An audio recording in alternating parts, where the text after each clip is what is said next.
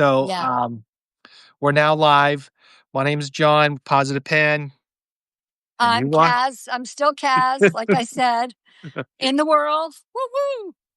So we're waiting for our guest to show up, and I hope we can. Guest of honor, Yeah. Margaret Williams. She'll be here. She'll be here. So when she comes back in, we'll tie her in. And in the meantime, you got the both of us. So let's talk about what's going on this week. This morning, I saw a video of yours that I thought was really. Oh, there she is. Hang on. Oh, she's here. Yay. Yeah, inviting you in. Letting her in. Come on in. Da-da-da-da-da-da. Margaret. There, see? Hey, Margaret, how are you? Okay, good. I tried to get in. I'm like, what's going on? It's technology. But the devil is not going to win, okay? All I is hear ya. good. We just ended up introducing ourselves and starting out, as I say, somewhat feral. So Here we are. It's up So- from here, okay? here we are. So, Margaret, why don't you introduce yourself a little bit and who you are, even though the internet knows you already? Yeah. Yeah, right. Margaret Williams. I am the publisher of the Empowered Leader. I am tomorrow. It will be my last official day as an Army civilian with 39 years of service, and then they will tell me, okay, once I'm no longer on the books, they'll tell me how much of my sick leave will convert to service time. Maybe I'll get close to 40, but I won't get close to 40. You know, they find a way to screw you, whatever. But here we are. That's bureaucracy at its best. Enough about me, okay? It's enough about me. Yeah. Well, it is all about you. It is about you. We're, I'm going to say a few things. I've been told I'm going to talk a little bit about the Godfather because I have a personal tie-in, and you're going to tell us all about your magnificent genius on empowering business professionals, which it really is. So let's talk a little bit about. What are you going to do? Huh? Well, I'm gonna co-host here. I'm gonna try You're gonna wrangle? Yes, I'm gonna try. Reel us in. I'm gonna try. So I don't even wear a hat today. Okay, there you go. So the thing is, Margaret, why don't you, we talked about you getting into this world, and now you kind of we're gonna try to skip over that story a little bit, how you decided to come into this world, and because you have some leadership qualities, obviously, and some experience in that world. What brought you to Substack? What was the main force of bringing you here? Because when I remembered you were around the 200 mark. You're surpassing me, which is phenomenal. Yeah. You are. You're phenomenal. It's like you're gaining momentum out there. So tell us how you got here. That's a good question, because I was at the end. Can you guys hear me okay? I just want to make sure that. Yes, we can. Okay, so what happened was I was at the fork in the road. Okay, now we know President Trump, he's talking about the fork in the road. I'm like, wow, that was an aha moment. I said, I'm at the fork in the road. I've been treading water for a long time, okay? And it's time for me. I'm tired. I'm wore out, okay? I'm mentally exhausted to my essence, my very essence. And when you get treated like shit, and you're working on a $400 million runway project, and you're going to come to me and talking about I forgot a period or I forgot a comma, and so you're going to use all these little bitty nitpick things to come back and say these are grounds for the performance evaluation we're going to give you. Okay, that's like a pip, Yeah. All right, so. I'm like, okay, you see the handwriting on the wall. And when they got rid of collective bargaining, okay, employees' rights, it's like they were really, before he got in, it was really bad. But it was even worse then, because then they could treat you like crap. You can look like you want to say something, and that will give them the grounds to get rid of you, because they start collecting data on you, okay? That's why I'm all about the data, okay? I look at numbers, okay? Because if you don't, how are you going to be able to plan ahead, okay? We have to future proofing our business and our life. I knew that the government, I know what they made of because that's why I work for them. You know what I'm saying? I work with the people that got the power. Okay, behind that power, I got power too, and I use Yeah. it. And that's what we got to do. We don't realize the resources that we have available to us. That's including people, okay, things. Everything is a resource, Right. internal, external. If we don't utilize these things, we cannot get our mission completed. Mm. So, one of the stories that you told me was that someone, a friend of yours or a colleague of you, said you need to get on Substack, right? Oh yeah. No, no, no, no, no. That was because what you're saying has a lot to do with my book. I'm not trying to push this, but about that book. So a lot what you're saying, I think what's happening in our society. I mean, I experienced this over 7 years ago, over 10 years ago, maybe. So I was in the corporate world, and I was in publications, and you just get treated like a dog, a number, um, and it was just very meat grinding type behavior, and it was all this little nitpicking, like as you said, and you kinda go through this process and you live it, and not only you just live it through day to day at work, you take that at home, and your home becomes the workplace because now you're working 24/7, you're struggling to be who you are, and then all of a sudden you're making compromises in it at work. You're like, "Okay, well, I can answer this email," or, "Yes, I can do this," or, "Yes," and all of a sudden that becomes more of like, it consumes you, and then on top of it, I'm in my situation, I had a very toxic relationship with 3 kids, and that was a and then I had properties that I owned, so it was like a big, huge chaos in my world, and I was stretched thin, and in that process, I know you're feeling. You lose yourself.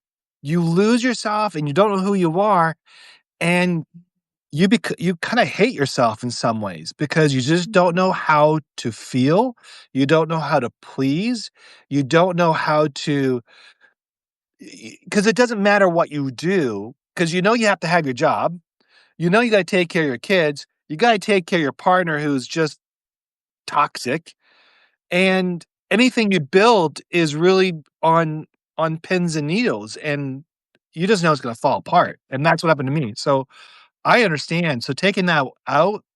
Getting the out now where you can, that was probably the smart move. But I wanna talk about more about how you went from there to here, and now you're blowing up, which is awesome.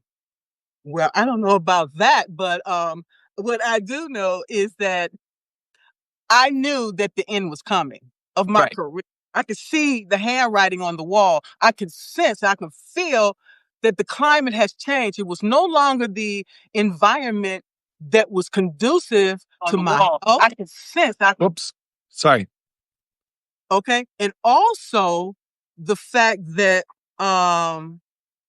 it was no longer serving my purpose, Right. my mission, my values. It was just the opposite, okay? Then I knew that it was time to go.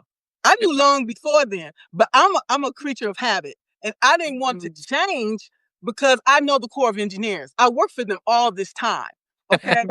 So, the devil you know versus the one you don't. So I'm like, okay, this is the devil I know, and I know what to, because growing up in a dysfunctional family, religious family, okay, the military just left one dysfunctional place and went to the other. However, our mission, when you look at the mission that we did around the world, building the infrastructure, when the levees go out, the Corps of Engineers, they call the Corps of Engineers. When there's emergency flood, they call the Corps of Engineers. Okay.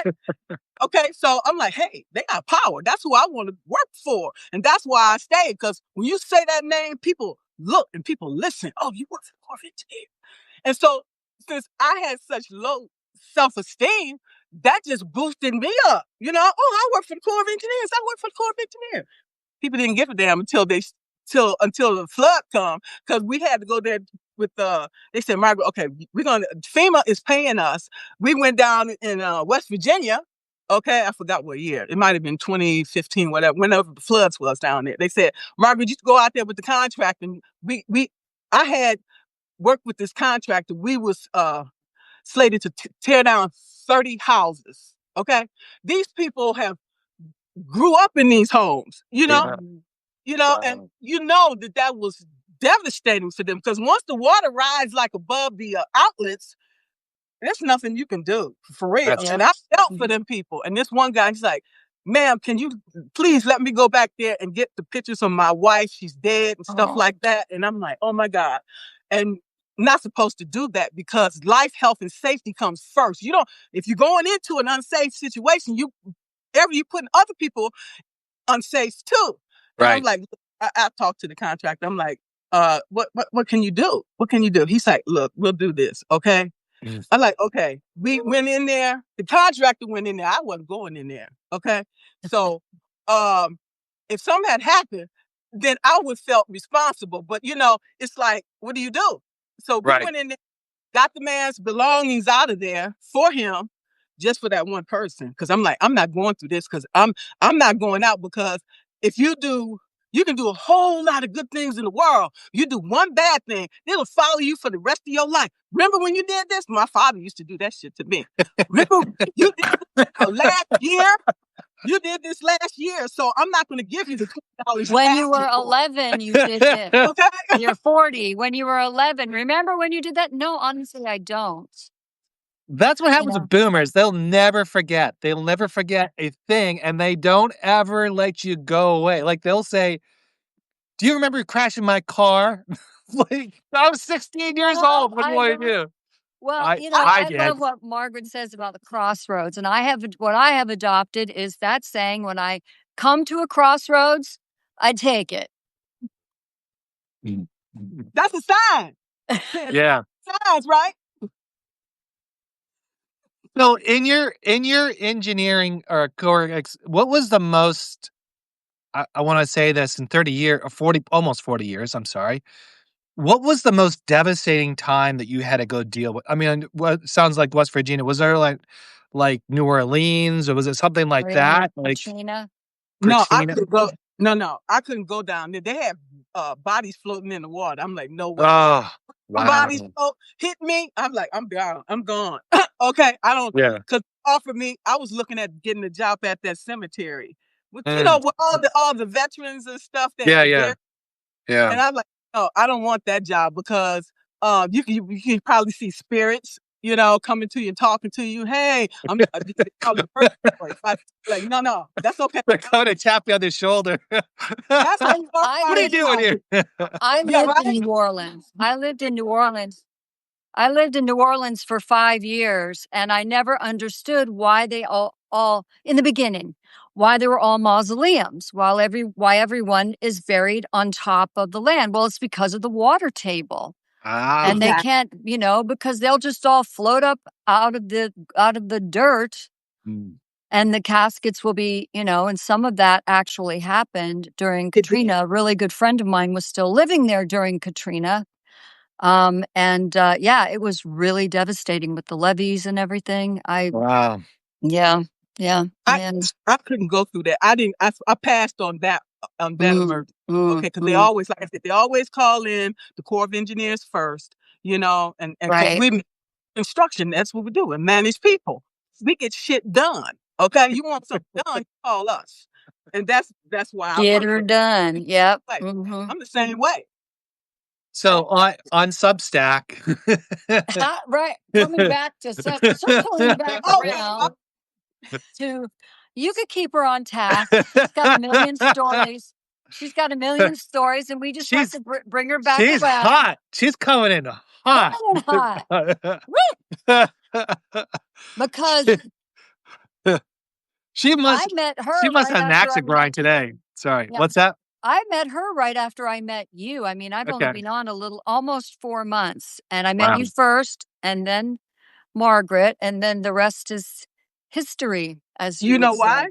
You know why? Because when you guys was on the live, I was sending her a text, so I let her I wanted to move with her. So that's how Who is texting me while I'm trying to work here? that's what you got to do. You got to be forward thinking, and that's Yeah. who So wins. Okay, that's who wins. It's all about connection, conversation, and connection and communication. Yeah. That's everything. So That's we need to get her onto Substack because I'm chomping at the bit to talk about the Godfather. Ooh, where should I start? So you're on Substack, right? And what's your mission on Substack? How do you want to help others? I think that's changing because I was still working at the time, and Yeah. I'm talking to women. That's what I said, because working in a non-traditional field, being, construction, then working for the military. So, women and minorities, underrepresented class comes last. Let's keep it real. Okay. But they was not going to stop me. Okay. Yeah. You are the Corps of Engineers and I'm Margaret Williams. We have to figure something out. We have shared goals, shared values. So there's enough space for growth for me. If not, then I'm out the door. That's why I moved 8 times. Yeah. So we're talking about Substack. Okay, sorry. So, so after that, when I came to Substack, I thought I was talking to women, but men was resonating with my message because you guys are left brain thinkers, and I am too. I don't have time for emotions. Emotions gets in the way of decision making and moving forward. Just keep it real. I'm full of emotions. I am too. I am too. I was holding it in, but then it was coming out in other ways, which was not conducive. Okay, even here on Substack, I learned from Sensei yesterday. You want peace? Bring peace in the room, and I'm like, that makes a whole lot of sense. Okay, I had an aha moment when he said that. Okay, Yeah. but you can't always bring peace when people bring in bullshit. Okay, that out, and I'll call it out in a minute because I'm not going to let this stuff keep sitting inside, creating cancer, autoimmune, whatever. I'm gonna keep it real with you, and I'm gonna keep it moving, and you decide what you want to do after that, because I done moved on. Right. So, with that being said, so I was like, okay, what's going on? Women are not talking, not resonating. So I'm thinking, okay, I need to bring some emotions in, because I've held my emotions and because, like I said, it clouds judgment. And when you're negotiating with contractors, emotions, we're talking about dollars in here. Okay. You try to be fair and reasonable. Okay. If you don't want to be fair and reasonable, then we'll try something else. But you might not like that. So let's go this way instead. So when I started becoming more heart-centered, what I mean by that is I started becoming more vulnerable and opening up and telling my story and the things that I was going through. Then everybody started resonating. I'm like, okay, I really didn't want to do that. A lot of things I would prefer to take to the grave, but that's the reason why I'm all screwed up. It's because your parents say, oh, keep it to yourself. It ain't nobody business. And that's why we have so many dysfunctional people out in the world today. Okay? So tell your story. And by telling your story, you're allowing yourself to heal, and others who are too afraid to talk, it helps to uplift them as well. So really, it comes down to talking about being authentic and being true to yourself and trying to figure out, right? I mean, so you discovered that while you're working through that process earlier on Substack, you were trying to figure that out. That's pretty cool. Yeah. Because we all need an outlet. If we don't, that's why a lot of people commit suicide. That's why people drink. That's why people do drugs. That's why people do a lot of things they do, because they don't have any way to let it out. They don't know how. Oh, So yeah. that's why most of us are here. We're writing. We are allowing ourselves to heal and share their work, and it's allowing us to heal. Okay, it's reciprocated. Okay. Yeah. Yep. Interesting. Yeah, I was actually I came up like I was thinking about a quote. Well, I think I posted it. I'm not sure. Something about how we we know it's the end, but we refuse to acknowledge it's the end. And when we get there, we then what happens, it pushes us to the brink of like, if we don't look at the signs and we don't deal with it, w even though we know it's the end, we keep trying to hold on to it, and holding on to it, it's also a very bad thing.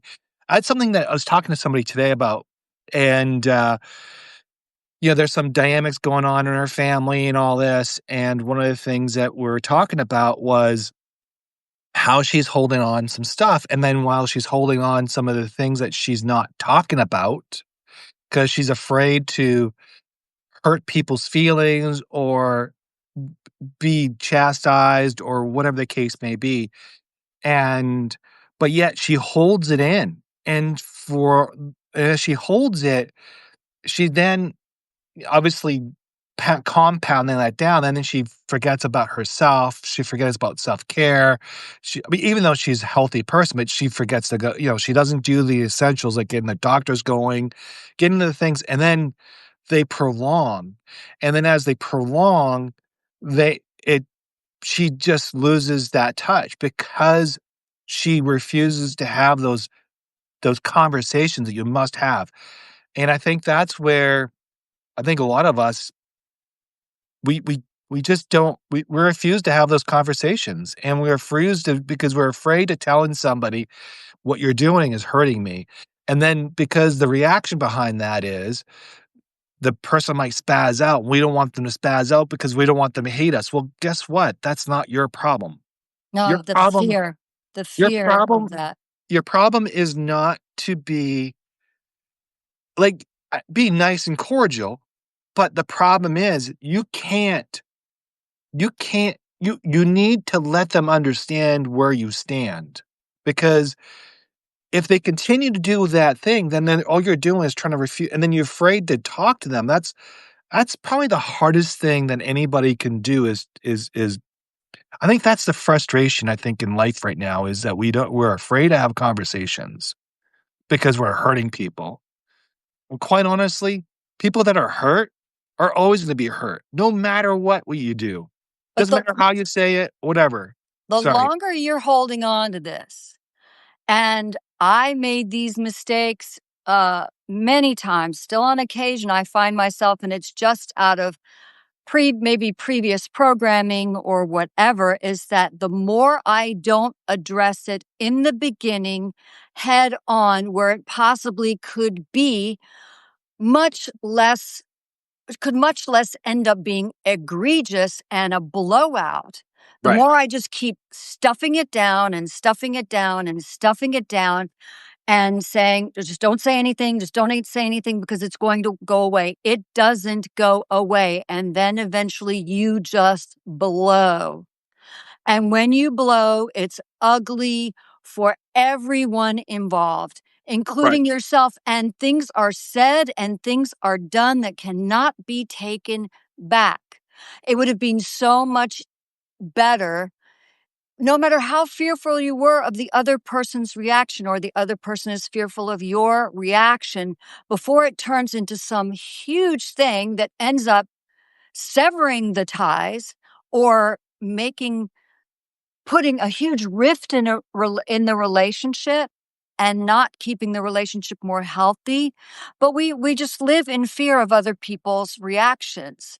And I Yes. think if we decide, okay, I need to say something now. I need to be honest. And also what I learned, everything I say is I feel, I see, I'm experiencing, I observed, instead of you did this, you did that, you said this, you didn't do that, you ignored me, when it's always you, and then you're putting the other person on the back foot. You're really putting them in a position of being defensive.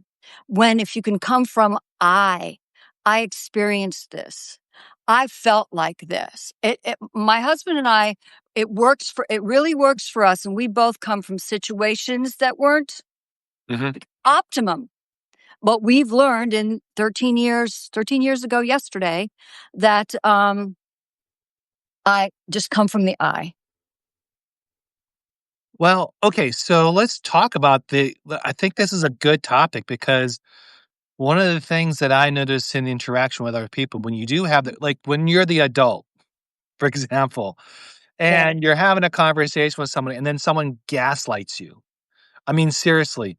And they go like, I always say, if you're with that person for more than 50, 60 years, look at how you raised them. Did you raise them in the way that they reaction every time you say no to them? And if you say no, then obviously that's what they're gonna be. So in their adult life, every time you say no, they're gonna take a spaz or they're gonna just take this dramatic moment and then they're gonna run out the door and say, "Yeah, you don't love me," whatever. And or are you gonna be like this or is the person gonna be a lot more reasonable because you've took or the parents took the time to parent them, meaning in a loving way where when they're in the situation of having a conversation, they're not it's not an attack, it's not personal. I mean, I know obviously that's hard to do, but, um, looking at that. So my question is, when you got this person in front of you who is drama queen, and and I mean this in a very negative way because sometimes that's what we're facing. How as a leader or as a person and Cass, you're also one of those you can speak on this. What do you do? How do you I, I respond? I have 3 points to make before then, if you don't mind. No, go for it.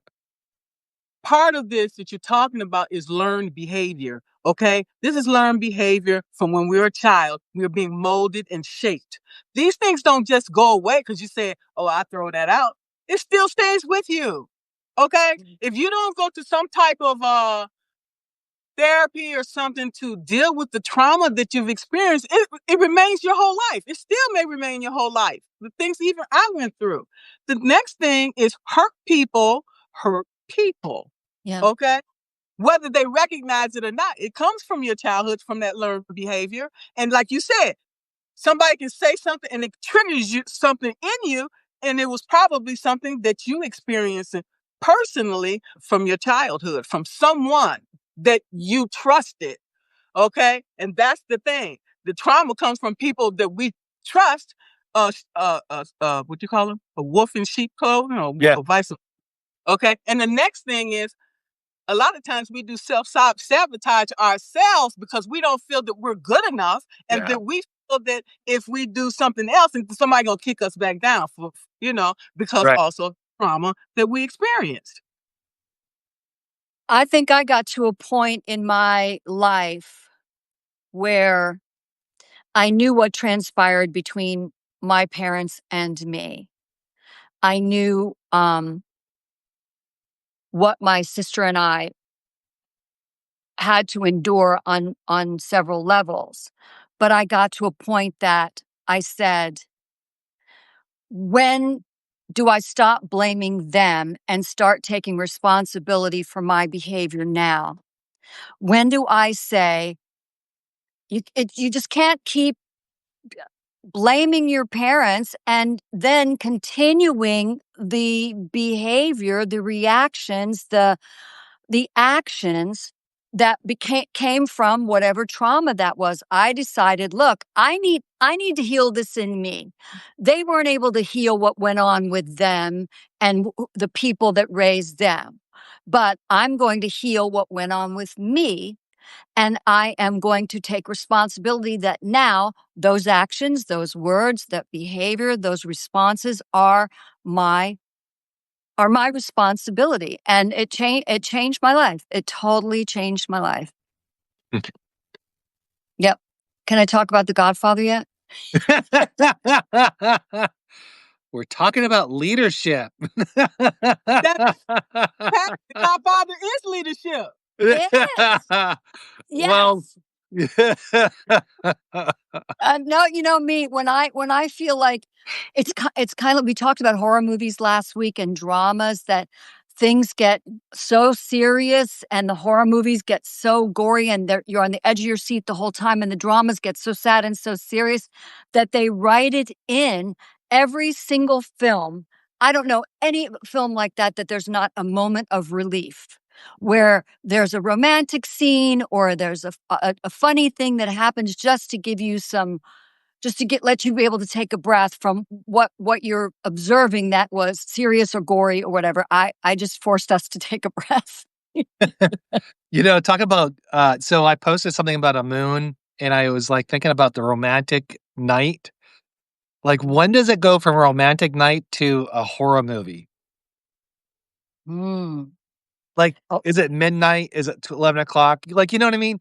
Like, you see the moon out, it's all beautiful, you're romantic with whoever you're with, and it's just fun, and everybody's all whatever, and all of a sudden, you hear a there's that chainsaw. there's it's like that afternoon delight, kinda like chainsaw moment. Or the That was werewolves not by howling in the chance. distance. Yeah. Yeah, it's like, 'cause at around there's a certain point where the boogeyman comes out, and you're like, "Oh my god," you know? Well, Margaret lives in Alaska, so it's always dark there, so It is what you got to keep it moving. Yeah. So, You let's gotta talk. not be like all you see so many people in horror films, they run to the danger. They run into the garage with the knives hanging and the hatchets hanging from the ceiling. They run into the room but I guess that wouldn't keep the story going and we wouldn't But have enough. that's poor script, that's poor directing, that's But poor that writing. is, they wash, rinse, repeat, wash, rinse, repeat. If you watch, You know what? A lot of that happens in real life too. So we run towards that the which danger, is, yeah, yeah, because it's exciting, because it's adventurous. Oh, people were looking for a high. Okay, I don't need that. Okay, You know, adrenaline, adrenaline, adrenaline. adrenaline junkies. Yeah. well, let me talk about that. I learned about something when I was helping the homeless on the streets one time, and we were talking about drugs. Mm. And I said, "What drives you guys to do drugs? Like heroin or the crack or whatever they were on that time?"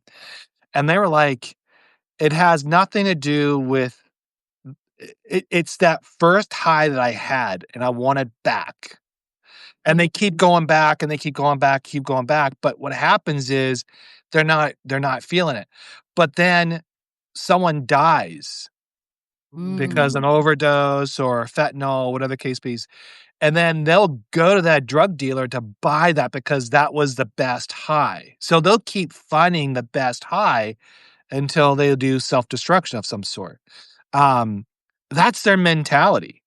Well, the first high, trying to repeat the first high, you need more. Every time you need a little more and a little more and a little more and a little more. I've worked in recovery houses teaching meditation and qigong and all of that. And the dynamic and being able to talk to all these people, and the dynamic is very, very interesting of the evolution to people becoming addicts. Right. The story is very, very interesting to say the least. Yeah. Well, And who's the what? reason, I'm sorry, the No, no, reason go why go ahead. most people become addicts is because of the trauma they experienced when they were kids. They're trying to drown out and forget about what happened, whether they were raped, whatever horrific thing happened to them in their life. That's what they're using the drugs for. But it's compounding the problem. It's not resolving anything. Or job loss, or family breaks up, or disaster. I mean, there's so many reasons where, I mean, so many seniors now are becoming homeless. And I mean, what do they do? I have a couple of friends who are, one friend in particular who's in his, he just turned 82 and he's just making it. He's got a roof over his Wow. head. He's got a roof over his head. He's got an old vehicle that he keeps going. He's got, maybe SNAP may be gone for him. He got some compensation, but he's just making it. And there are more seniors in their mid to late 70s, 80s who are living like that than people realize. Yeah, I would like to say the solution to that is, like, for me, I'm no longer employed, okay? Tomorrow's my last day. I don't know when I'm gonna get my Social Security or my pension. My thing would be is you get a group of these seniors together, move into one house, then y'all uh, put your resources together, then you can make it. Ain't no way we can make it like that. For real. That's Yeah. what you do. You When you they do that. They're in Canada, they've got communities like that, especially in Scandinavia, they've got communities like that where you do have a community, a collective that is caring for our our elderly population especially. But then again, those countries have socialized medicine, and they have a lot of preventive care, and although their taxes are extremely high, they provide things for those extremely high taxes. So Well, yeah, so who watched the Charlotte I'm sorry, what? I'm sorry. I lived in Israel where they don't have these senior citizen places that I know of. They keep the old people, elderly people in the house, because think about it. Who else is going to take? They can take care of the kids while you go to work, and they're teaching the kids, okay, their culture from the ancestors, okay, and it's keeping the elderly people young as well. Okay, Well, yeah, it's the culture. Yeah, definitely Israel is the culture. A lot of Europeans is similar that way. But those what I was gonna mention about Charlie Sheen. Who watched his documentary? oh, that dang thing kept me up till early in the morning. I couldn't, having been in the business and seen his evolution, I couldn't. Some of it was a train wreck, and I just couldn't watch all of it. It was, but he's just. Carl was just mentioning. Hi, Carl. He said, "Listen, understand them and deal with them as humans, not addicts." And that's the thing. They individuals. It's a disease. Addiction is a disease, like cancer, alcoholism, like heart stop it. disease. It's and more some people have more of a propensity to have an addictive behavior than others. I know in my lineage there was alcoholic addictive behavior in my lineage, and the buck stopped with me. I can't drink. It makes me sick, and trust me, I field tested it a lot. And I still, I can't have half a glass of wine because it just makes me sick. And I'm listening to my body. Some people have the capacity to drink copious amounts of alcohol. I lost several friends when I lived in New Orleans to heroin, and I never tried the stuff. It had no interest to me whatsoever. The hard stuff had no interest for me whatsoever.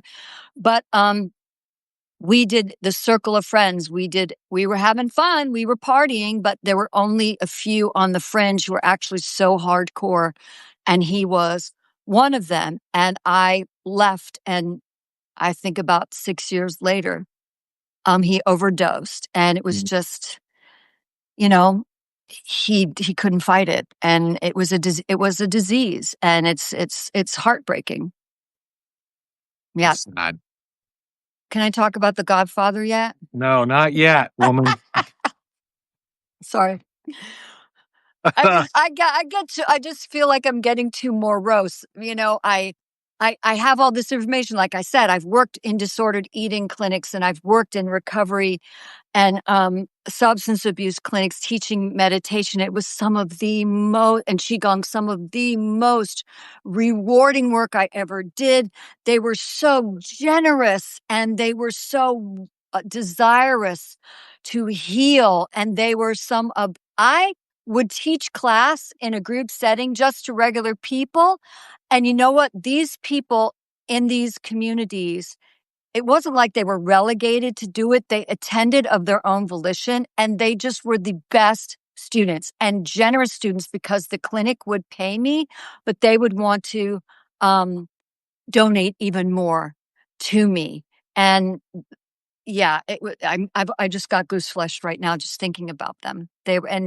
Some of the So most beautiful stories. so when I look back when I was younger, our streets weren't that cluttered with homeless and people doing drugs. When I go to Vancouver now, I mean, there's a street called uh, Skid Road, which is Hastings Street. Yeah, Hastings and Pender, Oh, mostly Yeah. Hastings, yeah. So that had, I mean, when I was there, it was the Native Americans or Inuit, like the that group actually occupied that, and they used to drink a lot of wine and all that. But they were always taken back to Riverside for clinical Oh, yeah, reasons yeah, and things right. like that. When they shut down the clinic, that safe, because the cop station's right next to there too, by the way. It's the police station's right there. It's probably one of the toughest neighborhoods in Vancouver. But what happened was once Riverside was shut down and all the institutions were shut down, they all went on the streets and they became part of the street that Culture, we see today. yeah. And living in the United States, I see a lot of the state hospitals shutting down, and they're beautiful state hospitals. They're very beautiful, they're tranquil. I mean, yes, there's issues with the state hospitals in the past, but I always thought that's how we took care of our people because if they're on the streets, that's a cost, not just to the city, to the police station, to the hospitals, to the social workers. All that is a cost. Now, I don't mean to just pick them up and discard them. That's not what I'm talking about. It's about caring for them in the safe place so they have the right tools around them to move forward and hopes to grow. And I wish I don't mean this to be I wish this was a possibility that we could bring that back because Yeah, when they decided to close down these state hospitals back in the 1960s, it's because they thought they were gonna save money. They thought they were gonna put this out in the community, and the community was gonna help them, but what we did was we threw them back out in the wolves, and we just basically said, "This is what it is, live or die," and a majority of people who live on the streets die, yeah, yeah, but and the same thing here in Alaska. What they have houses over here in my neighborhood. What they do, they take the money from these people, okay, bless their hearts, and then they let them out in the street in the daytime. Say you got to go. Then then they can come back at night. Okay, Right. they don't. And so what they do, they're out in the streets during the day. Okay, doing nothing, standing around, and you leery. You don't know who these people are. You know what I'm saying, and what's on their mind, what they're about to do. Why don't we take these people, okay, take them to a manufacturing plant? We can utilize their skills, okay? There's nothing wrong with them. Okay, Right. maybe little, whatever. We all have something wrong with us. Okay, no, none of us are perfect. Okay? No. But we are still productive. We can still be productive in ways. They don't care. Go. They don't care what you can do. Okay? They just trying to get what they can get from you, and that's it. John, That's do they still in Vancouver, in that Pender, Hastings area, they used to have a place where, addicts could go and shoot up clean needles in a clean environment. You had a private spot.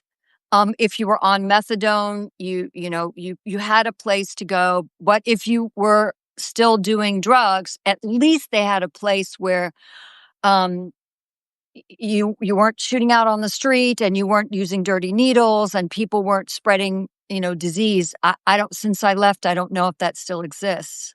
there is a clinic still exists, but what they've done was they take it onto the streets, and they're allowing Oh, people to do it on the streets. So, with oh, that, like, think about it. If you're a child, you're driving down like, Hastings goes like, the I used to live, our family used to live in Renfrew, downtown or in East Vancouver, which was a pretty tough neighborhood.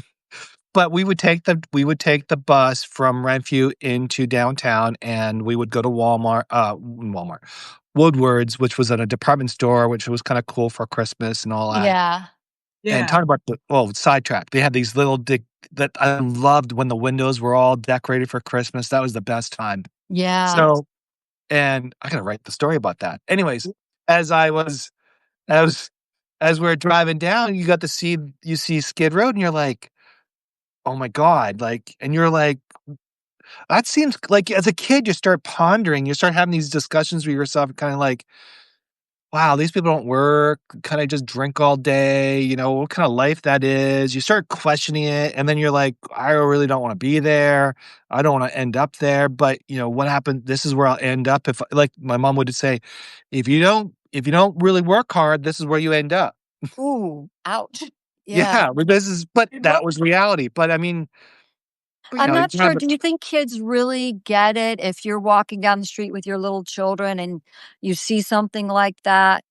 Do you think they get it, or do they say, "Mommy, Daddy, well, how come these people are on the street or living on the street or just they're just on the street all the time every time we come down to whatever area?" And it's not just relegated to that. I mean, it's spread out. You see, unfortunately, see homeless people everywhere. But are they thinking more because they're so children, especially when they're younger and haven't learned to color what they say for whatever reason, they're very inquisitive and they're very just, What blah. They'll say what comes to their mind. Why are these people on the street and why is that person dirty and what is that man doing? They don't know how to filter it at all. And well, we heard what the response was to your mom to you, but um yeah, you just how do you broach the subject of I mean, we don't all even know how people end up homeless, what the you can path is. you just one domino effect. You can lose your job, then you become an addict, and then you become homeless. It's real easy. It's real. Things happen real quick. Yeah. Yeah, yeah. That's why we need to be humble, modest, and why we need to show empathy and concern for other people because that's them today. It could be us tomorrow. Well, we're accepting. This is the when I hear the word tolerate, I'm tolerant. I tolerate you. I'm like, I accept because I don't want to just tolerate you. I don't want to just tolerate that person. I either accept them or I don't. But to me, I have to I can understand I have to tolerate the situation I may be in, but I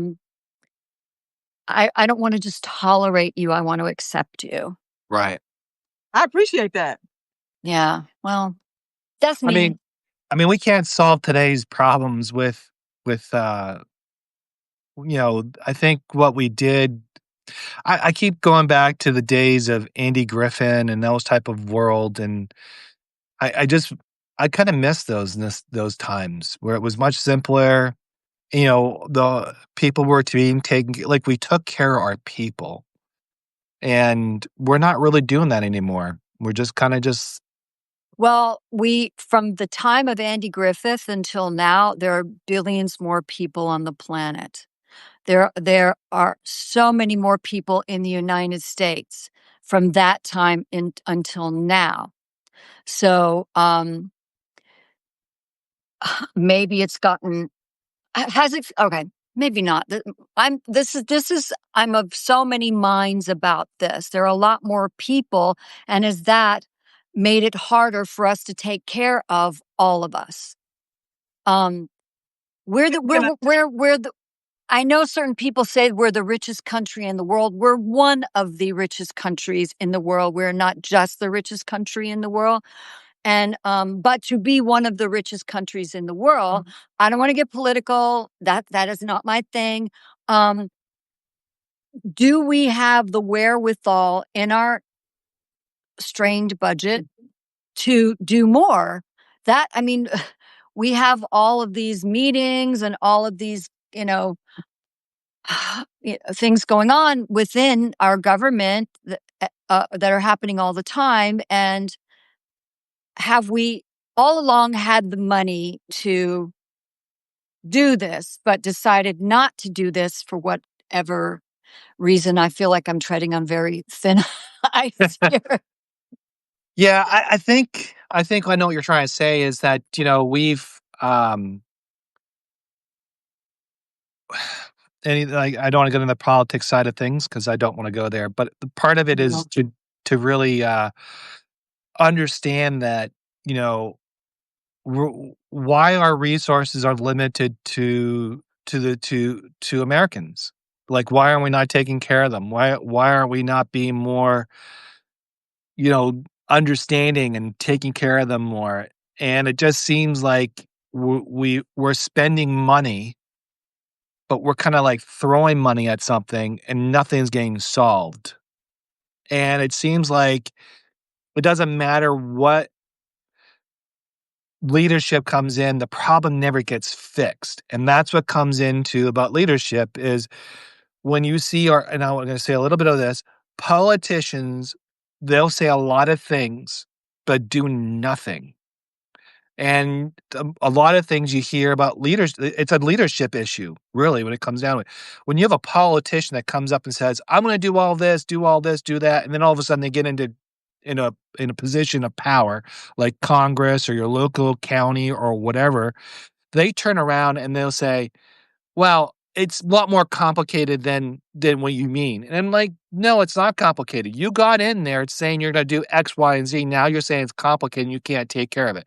So you're telling me you lied to the people about taking care of these people because now you got in there because we got you elected, more or less, and now you're not doing any of the things that you promised to do. So I just find that every year when it comes to politicians, and this is my beef on it, they all lie. They're not true leaders. They're just leeches on our society, and it hurts.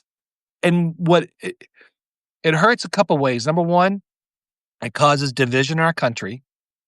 That's intentional, no matter what side of the political aisle you're on. It hurts Americans every single day, no matter who you are, pocket-wise, emotionally, physically, whatever.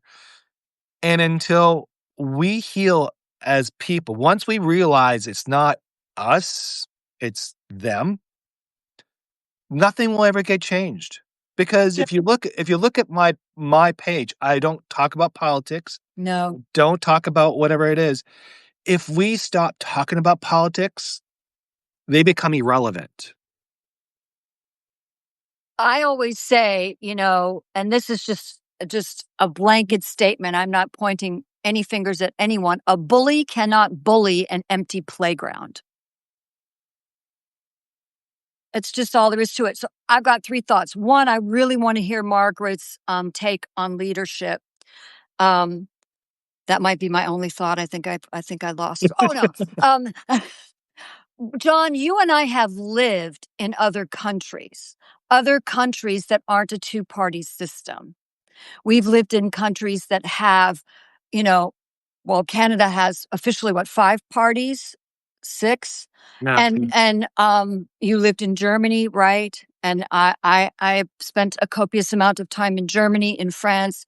And when you are, as someone from the States, when you're exposed to, and Margaret was in Israel, but when you are exposed to how other governments, other countries, I'm gonna say government, other countries function, you have a broader view. You understand more of the big picture. We are not, in the States, we are not an island to ourselves. We are surrounded by the rest of the world, and the rest of the world does not function, is not carbon copy of us. I think it's important that we have had the ability to get a bigger view. For me, it is. I'm not going to speak for you. Let's see. Unaware. Brandon just said, I think the time of Andy Griffith was simpler because people were unaware of diversity. Ignorance was bliss. Oh, Margaret, you could speak to that. Yes, I wanted to speak on that. I'm glad Thank you, Brandon. Griffin. Andy Griffith didn't. I didn't live in that world, so I wouldn't know. And with the picket fences and these things, that's not the world I live in. Okay, Yeah. so anything about that. So I wanted to make relations that is a make believe world. I don't know who lived in that world. Okay, it was made for TV. It was to make us uplift our spirits, basically, but it didn't exist.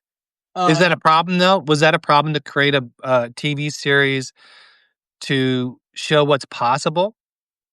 No, it gives people hope, and I think that's good, and that's what they want to do, and that's what we're trying to do now in the midst of all of this chaos. Is we're trying to create hope, okay, and joy for the people that are out there struggling, like me, and all the others that are out there struggling. Okay, we need that. We need the connection and community. But as far as the politics, think about it. The politicians have been corrupt since the beginning of time. Look back at history. You do that so you keep control. Okay? So yeah, we all have good intentions.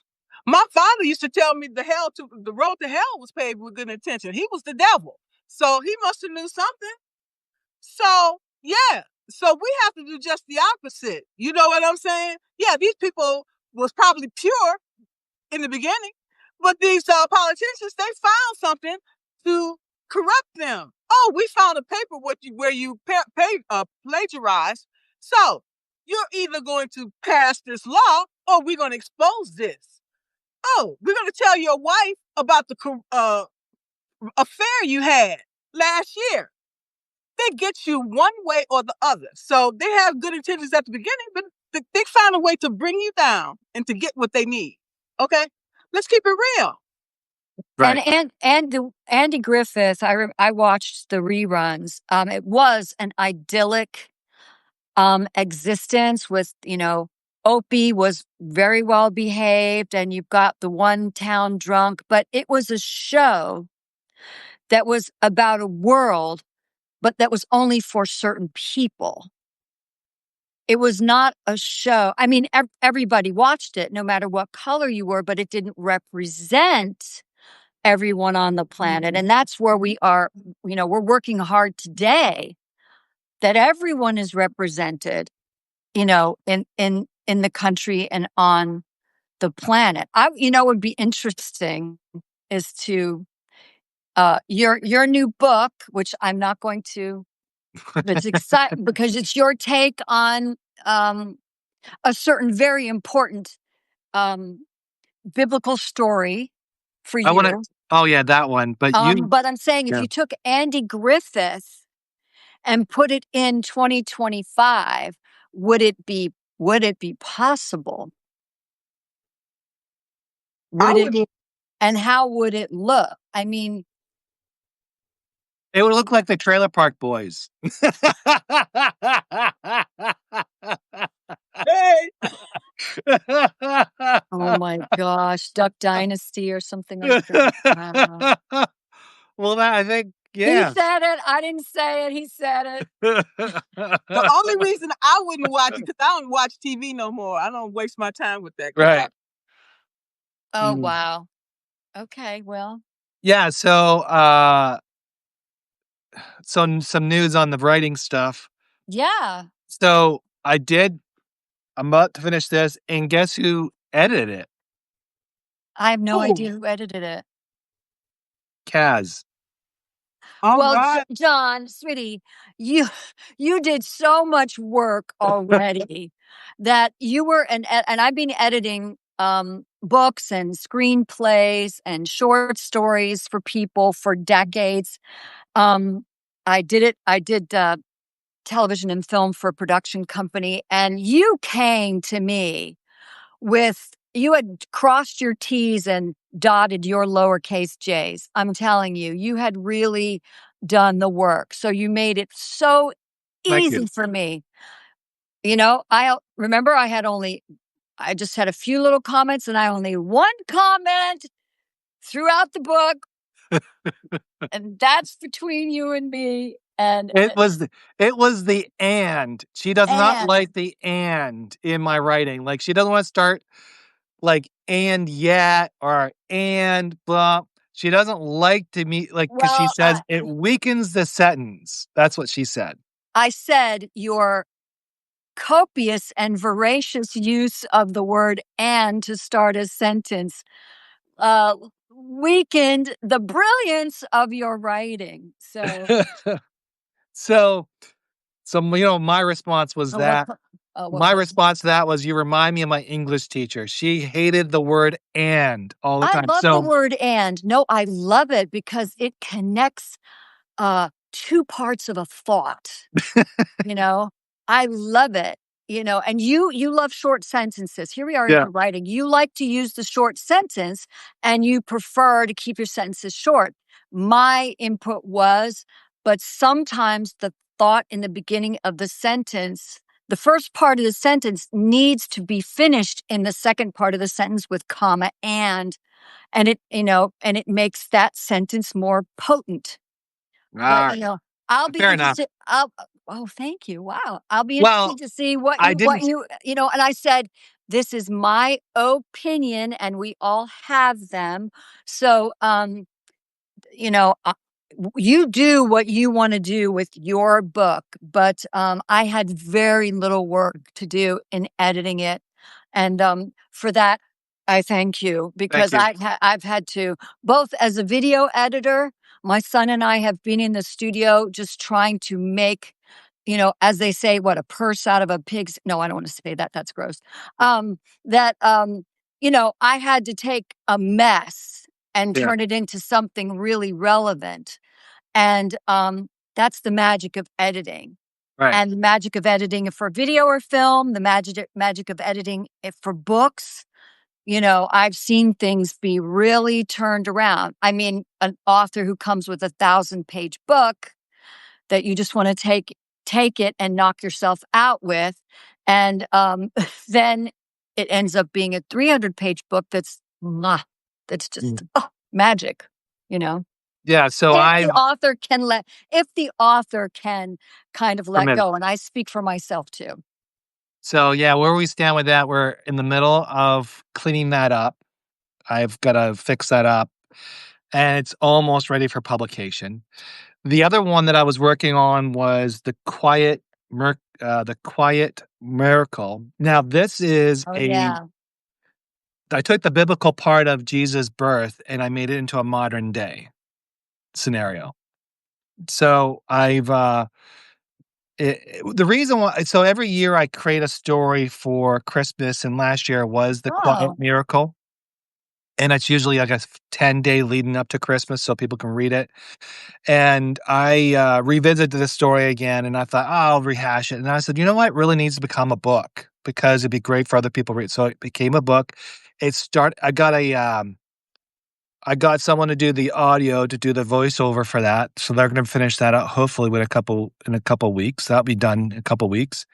And once that's all wrapped up, then I'll be ready for sale. yay. Right now it's sitting on there live, but I haven't really pushed it. So there is so those are a couple things. How about you? How about you there, Margaret? What are you working on writing or things like that? What's Good question. I just connected I just got on already always had Instagram and Facebook. Okay. I didn't want to engage with the people that I know. Okay. Because you know what I'm saying? Yeah. Now I am retired as of tomorrow. I'm like, screw that. I connected my Facebook, my IG, and now I'm on Threads, and it's off the map. Okay, people are just following everything. I like, oh my god, I got to connect this to Substack. From now on, when I go live, I got to go live on IG.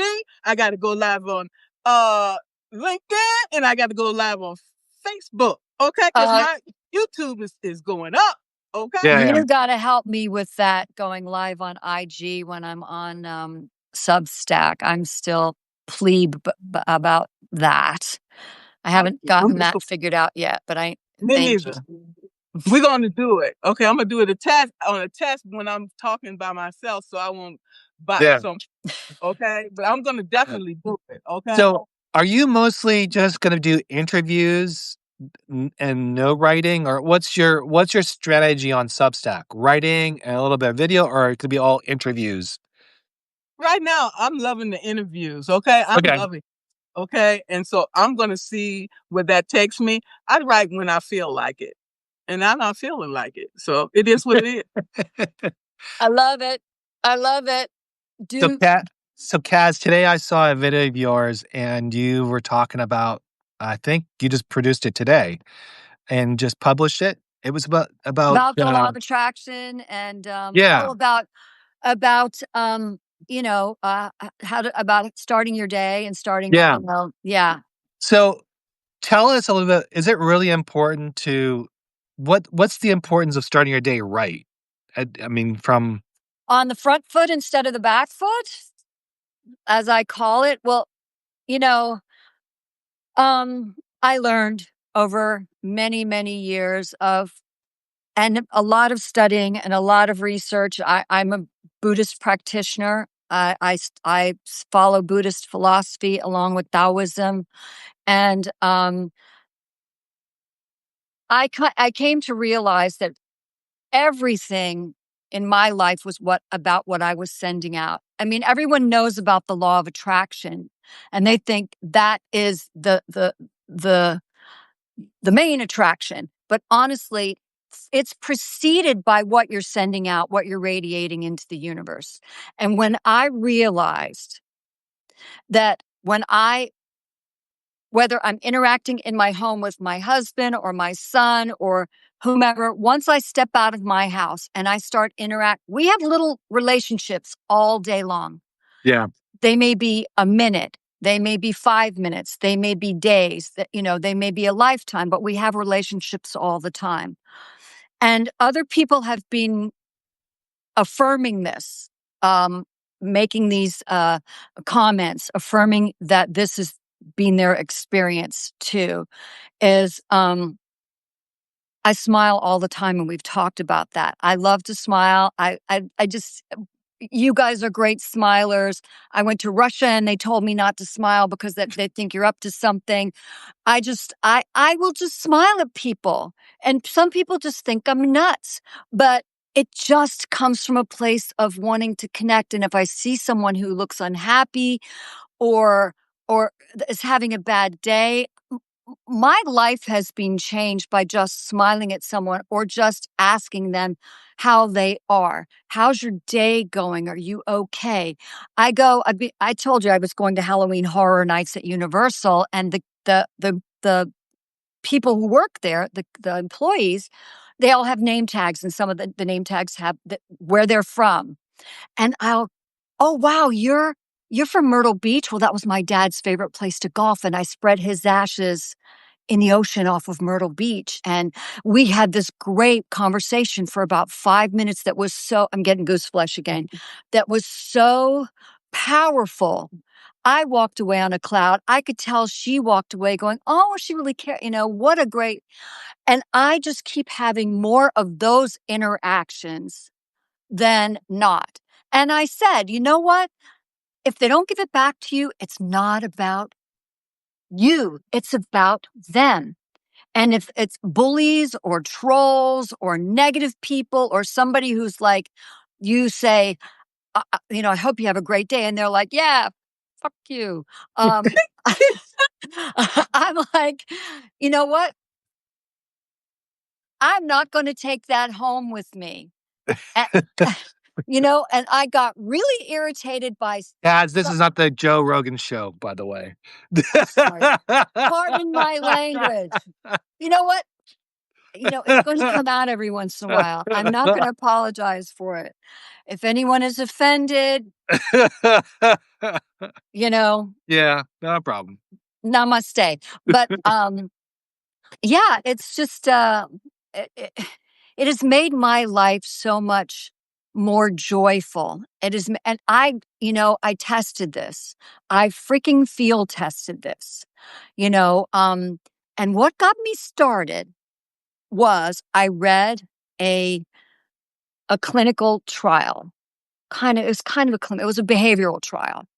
And this group of people were shown this big poster board. At the time, it was a poster board. And they were told, I want you to memorize this board. And I want you to find every single thing on this board that is blue. Mm. So they were given a minute and a half, 2 minutes. So they did that. They looked at it. So they came back And the poster was down, face down on the table. And the facilitator said, okay, please tell me everything on the board that was red. And no one could do it because they were so focused on the blue. That's like when you get so focused on the negative, you're expecting the negative when you leave the house. I'm not expecting every single one of my interactions to be, oh, you're just the greatest because you're so nice and you're so friendly. No. What I expect is that I've connected with someone in some way. And maybe they felt better. And if they didn't, I hope they feel better another time. And that was the whole very long story to my very 56-second video. It's here on Substack. It's on Instagram if you're on Instagram, and it will most likely be on my YouTube channel. Yeah. So, Margaret, about connection and like we're talking about leaderships. We're talking about how leadership's supposed to lead, but in reality, it's about connection, right? Absolutely.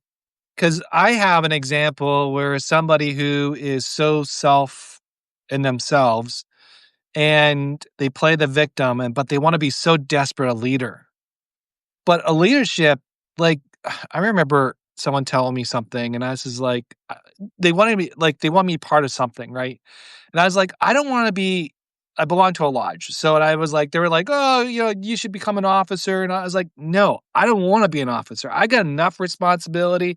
I really don't care about the officer. I'm a member. I enjoy being a member, and that's it. And but this other person, man, he would go. He wants to climb the ladder in the lodge per se, and it's like. But we were talking about leadership yesterday, and I was like, see, some leaders don't need the recognition to be something so that people respect them or find this gratification or something like that they're missing.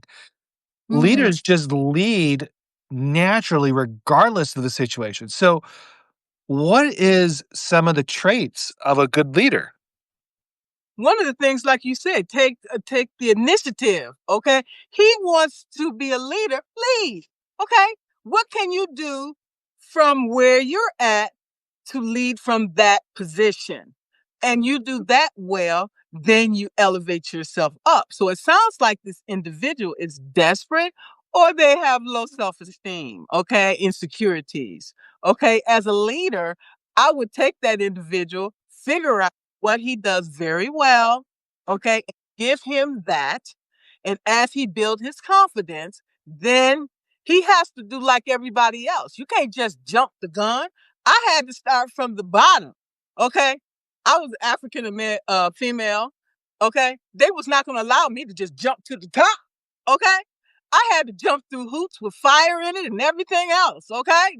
Tires and everything else. And still, I was held in that GS12 step 10 position for 14 years, knowing I would never be able to break through the glass ceiling in that organization. But I made that choice to stay where I was and stay focused and get to the finish line. That's where I made my mistake. Okay. But that's okay. Tomorrow's the last day. It don't make a difference. I don't have no lesson to learn from that, but moving forward. Okay. Yeah. Just moving forward. Don't look back, look forward. Okay. I All hope right, you're so celebrating that on Substack tomorrow, making your big announcement tomorrow on Substack that you're retiring because you need to be celebrated. Well, thank you. I appreciate that. I learned to celebrate myself because, when when I walked out the door, they didn't say thank you, nothing. My existence was it was like I didn't exist. No So, gold watch, no gold watch. nothing. Nothing. Not even a certificate. Okay?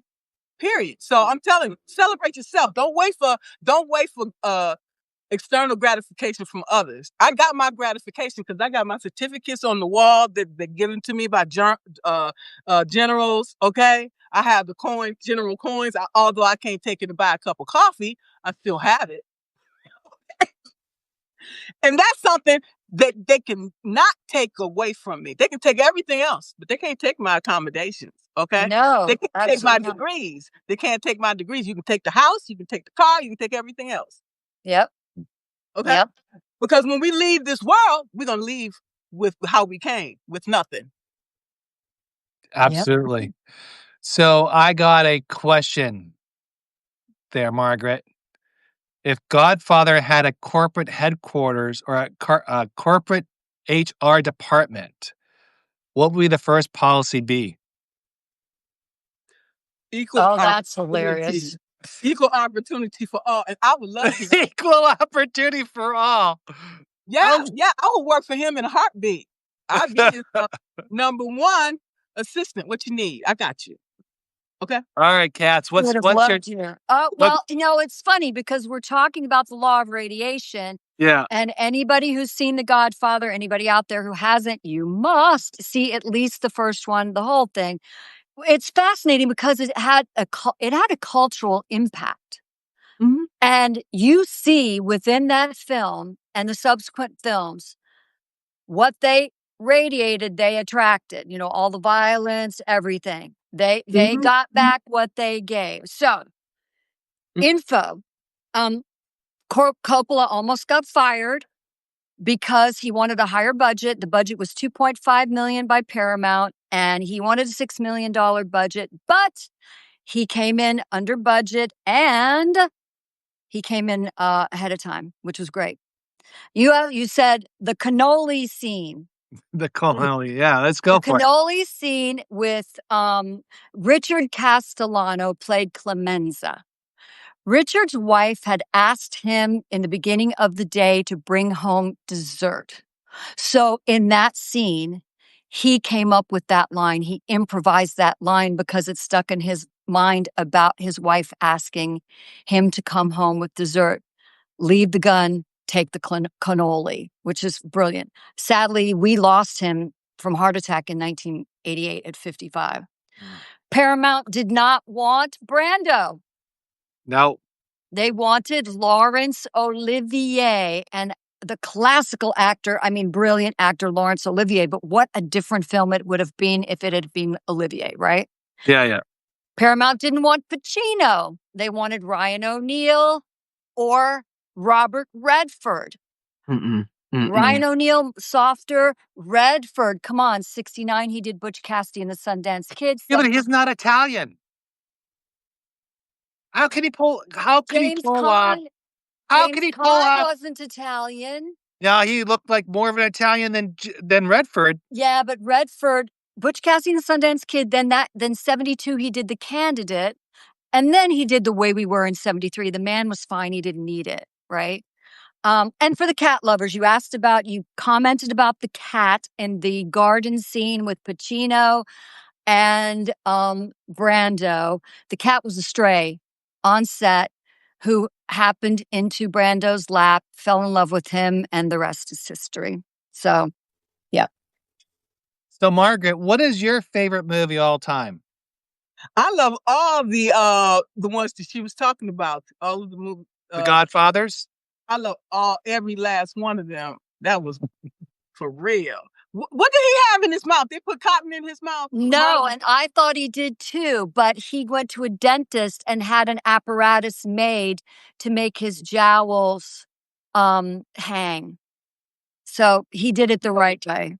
He did it the Brilliant. right way. Yeah. Yep. Wow, that's cool. And you Okay.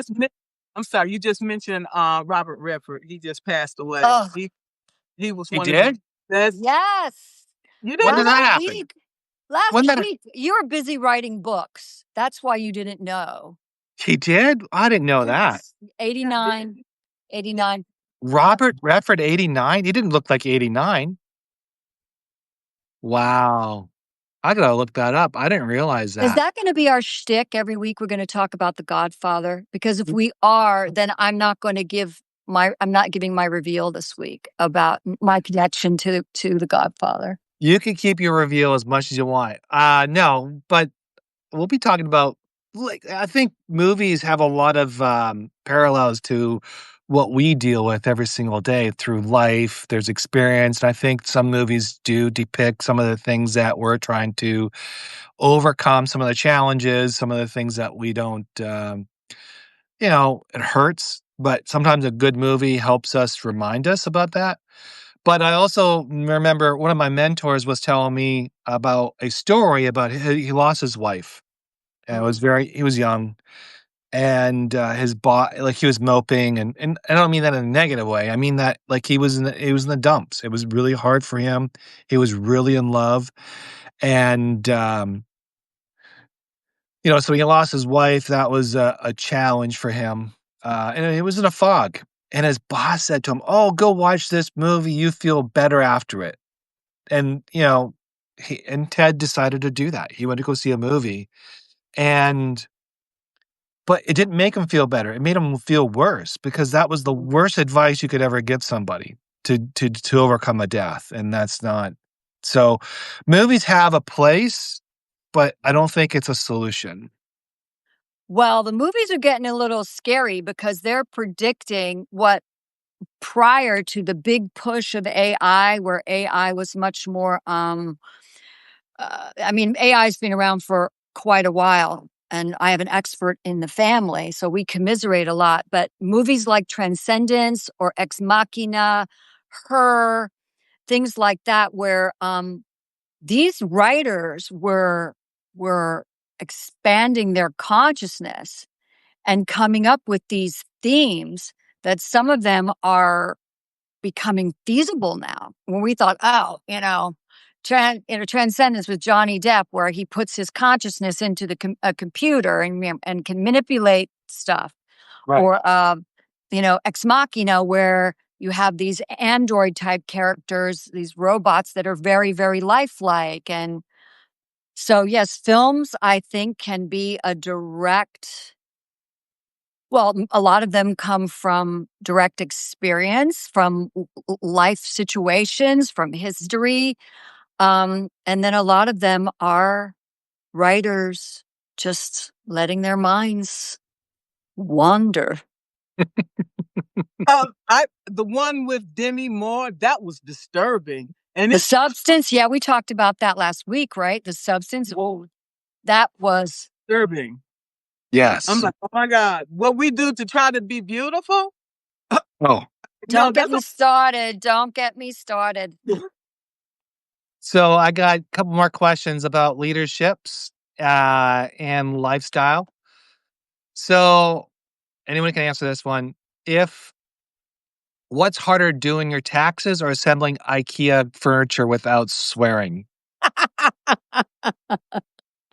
Oh, that's easy for me. Well, which one?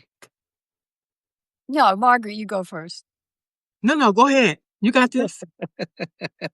Assembling IKEA furniture. My husband does our taxes. And I think he's still using a platform which has been worked for us like a charm. I will not say it unless they decide they want to sponsor this live. I will not say it. Oh my gosh. First off, I do not assemble IKEA furniture anymore, but when I did, you heard the word I said earlier in this little live? Yeah. Yeah. Margaret, how about you? I'll pay somebody to do my taxes and IKEA furniture. I'll pay somebody to do that too, and I'll do something John? I pay someone to do my taxes, and I hate IKEA. IKEA furniture is not for everyone. No. All right. So some leadership stuff, okay? So Margaret, this is up your alley. So you got to help me out here. If your leadership style were a pizza topping, which one would it be? pepperoni. Pepperoni. Why pepperoni? Because without pepperoni, it don't taste the same. Okay, it don't taste like it's okay, but I prefer with the pepperoni. Okay. Oh, whoa. That's an interesting question. Because I'm thinking I don't eat pizza because I can't eat gluten and I can't eat dairy, but if I have a non-gluten, non-dairy pizza, what would What does I that look like? what's Ah, Well, I can do cauliflower crust or gluten-free, flour and, my favorite, a non-dairy cheese, which if they would like to sponsor us, I'm not gonna give them a free plug. But, that's a tough one. hmm, tough one. Okay. That's a tough one. What would my leadership style look like if it was topping on a pizza? You go, John. Uh, cheese pizza. The cheese, Just cheese. No BS. Straight up. Let's just go. and all over the place. Well, no. No, no, no, no, no. Okay. Pizza connoisseur here. No, pizza connoisseur. So Oh, you're there's Italian, duh. so there is cheese pizza and then there's cheese pizza. You can have like there is do you realize how many different pizzas there are? Yes, yes, that I There's like unfortunately can't 25 eat. different styles of pizza. Okay, so but I like mine. It's very I like David Portnoy his one bite, you know, one bite pizza. I like it to be not firm, but crisp, and I like the cheese not to be overwhelming and soggy. I like the bread. I like the taste, I like the sauce, because even though it's the most simplest dish you could ever make, it could be the most complicated dish you could ever make. Because if you don't have the right ingredients to make it, which includes leadership, if it doesn't create if you can't make it right, you'll never make a good pizza. Pizza is a cuisine unto itself. Totally. Oh, I think did your John froze for me. John's internet connection, oops, is unstable. He'll Uh-oh. be back. Mine was too. Oh, we lost him. Oh my He'll be goodness. back. We He'll be back. lost John. Yeah, I mean this he started the Yeah, I'm gonna plead the fifth because I can't eat pizza and I wish I could, but I can't even think of a comparison for what topping would my leadership. First I thought jalapenos and I don't eat jalapenos and I'm not that spicy, but I can be a little spicy. Well, Uh, what I came from Detroit, okay? And Little Caesar's Pizza is really one of the biggest ones there, but I like oh, Buddy's Pizza. I like Buddy's Pizza. I like the deep dish, okay? uh-huh. It's amazing. Oh, yeah, deep dish. Absolutely. I loved Chicago deep dish when my parents used to live in the Chicago area. I loved but I also loved, Sicilian. I love doughy stuff. I like anything that's doughy. That's why I was eating chocolate chip cookie dough way before it became a thing. I love mochi. I just love I mean, I know it grosses people out. There, he's back. I know it grosses whoa, whoa, whoa, some people out, like I love, tapioca pearls in bubble tea. But yeah, deep dish was if I was going to eat it, it's like I'm unstable now. Ooh, ooh, ooh. If deep dish is, or Sicilian was my absolute favorite. I don't know what's going on here. We're all I'm unstable. Margaret's the only one who's stable right now. I don't know about that. I seem to keep, my screen is freaking out. Well, maybe it came to its logical end. I don't know. John, are you there? Can you hear us? Oh, I love the Maybe heart. that's the sign. I don't know. That's a sign, and I'm big on signs. I'm very, very big on signs.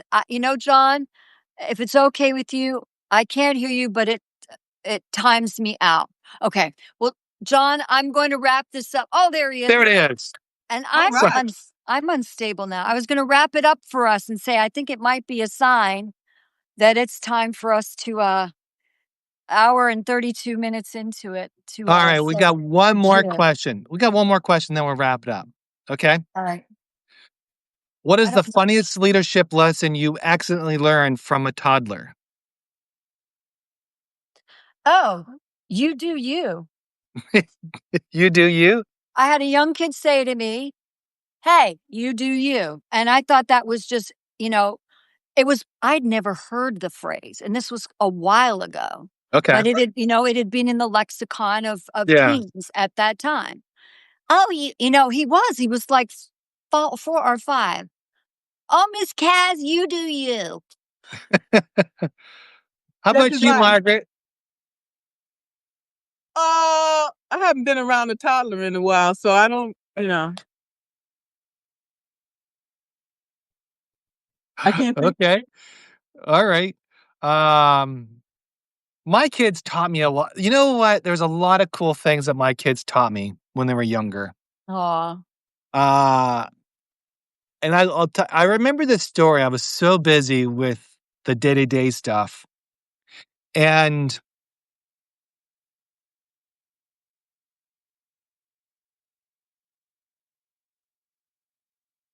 I think the universe is saying,